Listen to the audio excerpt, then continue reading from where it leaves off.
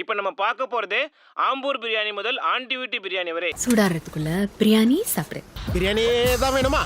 இந்த தோசை இட்லிலாம் சாப்பிட மாட்டீங்களா? எனக்கு பிரியாணி வேணும். டாட். மட்டன் சிக்கனா எப்போ பார்த்தாலும் பிரியாணி பிரியாணி பிரியாணி. வா. ஏய் பிரியாணியை தப்பா பேசாத. Chicken biryani, mutton biryani, egg biryani, kuska, பிரியாணின்னு எழுதி வச்சு தக்காளி சாதம் கொடுத்தாலும் பிரியாணின்னு நினைச்சுக்கிட்டு சந்தோஷமா சாப்பிட்ற இரண்டா இது.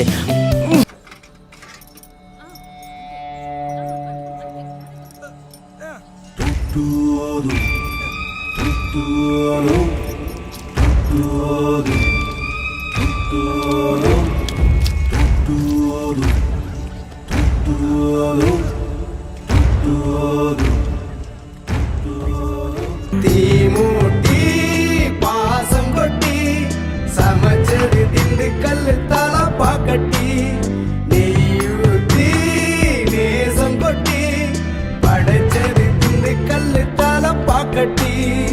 நம்மள நிறைய பேருக்கு பிரியாணி ரொம்ப ரொம்ப பிடிக்கும் அப்படிங்கறத விட அலாதி பிரியம் அப்படின்னே சொல்லலாம். சுட சுட மணமணக்க மசாலா வகைகளை போட்டு சில பல பீஸோட பாஸ்மதி அரிசியில பிரியாணி அப்படின்னா பலரும் உயிரையே விட்டுருவாங்க. அது எப்படி பிரியாணி அப்படிங்கிற ஒரு தேசிய உணவாவே மாறி போச்சு அப்படிங்கிறது தான் இன்னும் புரியல. தமிழர்களோட பாரம்பரிய உணவுகள் எத்தனையோ இருக்க நம்ம உணர்வோட கலந்த ஒன்னாயிருச்சு பிரியாணி. கிராமங்கள்ல கிடாவெட்டு நிகழ்வுல கூட பிரியாணி இடம்பெற அளவுக்கு அது தமிழர்களோட எல்லா மட்டங்களுக்கும் போய் சேர்ந்திருக்கு.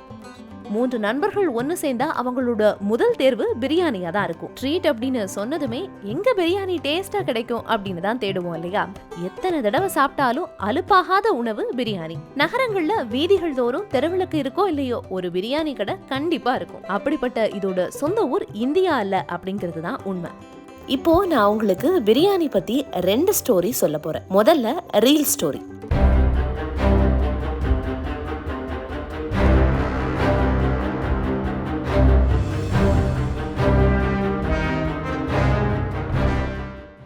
பேரரசர் அக்பர் ஒரு உணவு பிரியர். அவருக்கு எப்பவுமே உணவு ரொம்ப டேஸ்டா இருக்கணும். அவரோட சாப்பாடு மட்டும் டேஸ்டா இல்லைன்னா சமையல்காரர்களை ரொம்பவே திட்டுவாராம். அக்பரோட தொந்தரவு தாங்க முடியாம அரண்மனை சமையல்கார ஒருத்தன் ஒரு நாள் அக்பர் வேட்டைக்கு போயிருந்த நேரம் பார்த்து அரண்மனையை விட்டு ஓடி போக முடிவு செஞ்சான். அரண்மனையை விட்டு கிளம்புற நேரத்துல அக்பர் மேல இருந்த கோபத்துல அரண்மனை சமையல் கூடத்துல இருந்த அரிசி, நெய், முந்திரி பருப்பு, ஏலக்காய், லவங்கம் எல்லா காய்கறிகளையும் ஒரு பெரிய பாத்திரத்துல போட்டு அதுல தண்ணியையும் ஊத்தி அடுப்பை மூட்டிட்டு கிளம்ப ஆரம்பிச்சான். அப்பவும் அவனுக்கு கோவம் தீரல. ஒரு பெரிய தட்டை வச்சு அந்த பாத்திரத்தை மூடி அதுக்கு மேல நெருப்பு சாம்பலை அள்ளி கொட்டி வச்சுட்டு அரண்மனையை விட்டு ஓடியே போயிட்டான். வேட்டைக்கு போன அக்பர் திரும்பி வந்து பார்க்கும்போது சமையல்காரன் ஓடி போனது தெரிய வந்திருக்கு. வேட்டைக்கு போயிட்டு திரும்பி வந்த பசியில ஏதாச்சும் இப்ப சாப்பிட்டே ஆகணும் அப்படிங்கிற நினைப்புல கிச்சனை சுத்தி வந்த அக்பருக்கு ஓடி போன சமையல்கார செஞ்சு வச்சுட்டு விட்டு போன நெருப்பு சாம்பலோட கூடிய பெரிய பாத்திரம் தெரிஞ்சது. நல்ல பசியில இருந்த அக்பர் பாத்திரத்துக்கு மேல இருந்த நெருப்பு சாம்பலை நீக்கிட்டு தட்டை திறந்து பார்க்கும்போது நல்ல கமகமான வாசனையோட கூடின அரிசி உணவு நல்லா வெந்து தம் கட்டப்பட்ட நிலையில சாப்பிடுறதுக்கு சரியான பக்குவத்துல இருந்துச்சு. அக்பர் அந்த உணவை சாப்பிட்டுட்டு அதோட சுவையில மெய் மறந்து போனாரு. அதுக்கப்புறமா அந்த டேஸ்டான சாப்பாட்டுக்கு ஓடி போன அந்த சமையல்காரரோட பேரையே வச்சாரா அக்பர். அந்த சமையல்காரரோட பேர் தான் பிரியாணி. இப்ப நம்ம ரீல் ஸ்டோரி என்னன்னு பார்த்துட்டோம். அடுத்ததா ரியல் ஸ்டோரி என்ன அப்படின்னு தெரிஞ்சுக்கலாம். பிரியாணி பிறந்த இடம் பெர்சியா, அதாவது இப்ப ஈரானா இருக்கு. 14ஆம் மற்றும் 15ஆம் நூற்றாண்டுல முகலாயர்களோட படையெடுப்பப்ப மன்னர்களுக்காக சமைக்கப்பட்ட உணவு அப்படின்னு சொல்லப்படுது. பிரியாணி அப்படிங்கிற சொல்லுக்கு பார்சி மொழியில வறுத்த அல்லது வறுக்கப்பட்ட உணவு அப்படிங்கிறது தான் பொருள். போருக்காக நாட்டை விட்டு ரொம்ப தூரம் பயணம் செய்கிற வீரர்கள் கையில கொஞ்சம் அரிசி மற்றும் மசாலா பொருட்களை எடுத்துட்டு போறது வழக்கம். போர் நேரம் முடிஞ்சதும் காட்டுக்குள்ள போய் அங்க இருக்கிற மிருகங்களை வேட்டையாடி ஓய்வெடுக்கிற இடத்துக்கு கொண்டு வருவாங்க. அதுக்கப்புறமா நாட்டுல இருந்து கொண்டு போகப்பட்ட மசாலா கலவைய மாமிசத்துக்கு மேல தடவி இரவு ஃபுல்லா அதை ஊற வச்சிருவாங்க. அதிகாலையில நல்லா ஊர்ன அந்த மசாலா கறிய அரிசியோட கலந்து தண்ணி ஊத்தி கனமான பொருளை கொண்டு இறுக்கமா மூடி போட்டுருவாங்க. அதுக்கப்புறமா ஆழமான குழியில தீய மூட்டி இந்த கலவை பாத்திரத்தை அதுக்கு மேல வச்சு அடைச்சிருவாங்க. நண்பகல் போருக்கு போறதுக்கு முன்னாடி நல்லா வெந்திருக்கிற இந்த சாப்பாட்டை சாப்பிடுவாங்க. முதல்ல வெறும் மசாலா மசாலாவை மட்டுமே உபயோகப்படுத்தின வீரர்கள் அதுக்கப்புறமா நறுமணத்துக்காக அந்த நாட்டுல கிடைக்கக்கூடிய சில வாசனை பொருட்களையும் சேர்க்க ஆரம்பிச்சாங்க. இப்படி போர் வீரர்கள் சாப்பிட்ட இந்த கலவை சாப்பாடு நாளடைவுல அந்த நாட்டுல இருக்கிற இஸ்லாமிய மக்களால விரும்பி சாப்பிடப்படுற ஒரு உணவாவே மாறுச்சு. அங்கிருந்து இந்தியாவுக்கு பயணம் செஞ்ச முகலாயர்களால உருவாக்கப்பட்ட கலவை உணவு மன்னர் குடும்பம் மட்டுமே சாப்பிடுற பிரியாணியா உருவெடுத்துச்சு. போர் வீரர்களுக்கு போதுமான அளவு சத்தான உணவு இல்லாததை பார்த்த ஷாஜஹானோட மனைவி மும்தாஜ் போர் வீரர்களுக்கு பிரியாணியோட செய்முறையை கத்துக் கொடுத்தாங்க.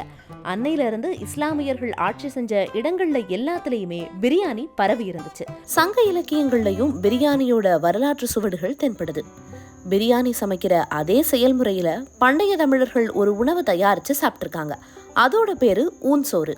வரலாறு ஒரு பக்கம் இருக்கட்டும், திண்டுக்கல் முதல் லக்னோயி வரைக்கும் ஏகப்பட்ட வகைகள் பிரியாணில இருக்கு. ஒவ்வொன்னோட தனித்துவம் என்ன அப்படிங்கறத இனிமே பார்க்கலாம். முதல்ல திண்டுக்கல். பிரியாணி அப்படின்னாலே நீள அரிசியான பாஸ்மதி வகை அரிசியில இருக்கிறது தான் நம்மளோட நினைவுக்கு வரும். ஆனா திண்டுக்கல் தலப்பாக்கட்டி பிரியாணி அப்படின்னாலே பொடி பொடியா இருக்கிற சீரக சம்பா அரிசி வகைதான். சீரக சம்பா அரிசியோட மனம் நிச்சயமா எல்லாருக்குமே வித்தியாசமான மனமா இருக்கும். வழக்கத்துக்கு மாறா அதிகப்படியான மிளகுத்தூள் இதுல சேர்த்திருப்பாங்க. இதுல நீளமான இறைச்சி துண்டுகளை பாக்குறதுக்கு வாய்ப்பே இல்லை. குழந்தைங்களும் ரொம்ப ஈஸியா சாப்பிடக்கூடிய சின்ன இறைச்சி துண்டுகளும் தயிர் மற்றும் எலுமிச்சை சாரோட டான்ஜியான டேஸ்டும் இந்த அருமையான திண்டுக்கல் சீரக சம்பா பிரியாணியில நிறைஞ்சிருக்கும். அடுத்து ஆம்பூர். சென்னையில இருந்து பெங்களூர் போற வழியில தூங்கிட்டு இருக்கிறவங்களையும் சுண்டி இழுக்கிற இடம் ஆற்காடு. பாரம்பரியமிக்க அசல் ஸ்டார் பிரியாணி இங்கதான் கிடைக்கும். ஆற்காடு நவாப் குடும்பத்துக்கு சமைச்சு கொடுத்த அனுபவத்திலிருந்து தொடங்கியதுதான் இந்த ஆம்பூர் வகை பிரியாணி. அடுத்தது ஹைதராபாதி பிரியாணி. இந்தியால பிரியாணி அப்படின்னாலே ஹைதராபாதி தான். முகலாயர்கள் ஆதிக்கம் அதிகம் இருந்த ஹைதராபாத்ல பிரியாணியோட ஆதிக்கமும் குறைவில்லாம இருந்துச்சு. ஹைதராபாத் நிஜாம் சமையலறையில உருவான இந்த பிரியாணிய 2 வகையா பிரிக்கலாம். கறிய மசாலாவோட கலந்து நைட்டு ஃபுல்லா ஊற வச்சு மறுநாள் அரிசியோட கலந்து தயாராகிறது கச்சி பிரியாணி. கறியையும் மசாலாவையும் ஊற வச்சு உடனே வேகவும் வச்சு தயாரான கிரேவிய சாதத்து கூட கலக்கிறது பக்கி பிரியாணி. அடுத்து குங்குமப்பூவும் தேங்காயும் சேர்க்கப்படுற இதுல விதவிதமான நறுமண பொருட்களும் சேர்க்கப்படுது. அடுத்தது தலசேரி. கேரளாவோட கண்ணூர் மாவட்டத்தில் இருக்கிற தலசேரி பகுதியில பிரபலமா அறியப்படுற தலசேரி பிரியாணி, மலபார் பிரியாணி, கோழிக்கோடு பிரியாணி, கண்ணூர் பிரியாணி, கேரளா பிரியாணின்னு பல்வேறு பெயர்கள்ல அழைக்கப்படுது. கீமா அரிசி சாதம், முந்திரி, திராட்சை மாதிரியான சமையல் பொருட்களோட நல்ல சமைச்ச இறைச்சி மசாலாவை சேர்த்தா தலசேரி பிரியாணி ரெடி. அடுத்தது லக்னோயி. இதுதான் பெர்சியன் ஸ்டைல் பிரியாணி, அதாவது தம் பிரியாணி. முதல்ல கிரேவி மற்றும் இறைச்சிய பாதி அளவு வேக வச்சு அதுக்கப்புறமா ஒரு கனமான பொருளை வச்சு இறுக அடைச்சு அதுக்கு மேல சுட சுட கறித்துண்டுகளை பரப்பி அதோட சூட்ல ரெடியாறதுதான் தம் பிரியாணி. இந்த பிரியாணி மட்டும் இல்லாம வாணியம்பாடி பிரியாணி, கொல்கத்தா பிரியாணி, சங்கரன்கோவில் பிரியாணி, கடலோர கர்நாடகால பத்கலி பிரியாணி, மகாராஷ்டிரால பம்பாய் பிரியாணி, ஜம்முல காஷ்மீர் பிரியாணி, குஜராத்ல மெமோனி பிரியாணின்னு கடல் கடந்தும் பிரியாணி மக்களை ஆட்கொண்டிருக்கு.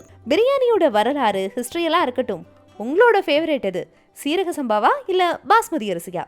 உங்க ஊர்ல நீங்க சாப்பிட்டதுல எந்த பிரியாணி செம்மையா இருக்கும் அப்படின்னு கமெண்ட்ல சொல்லுங்க.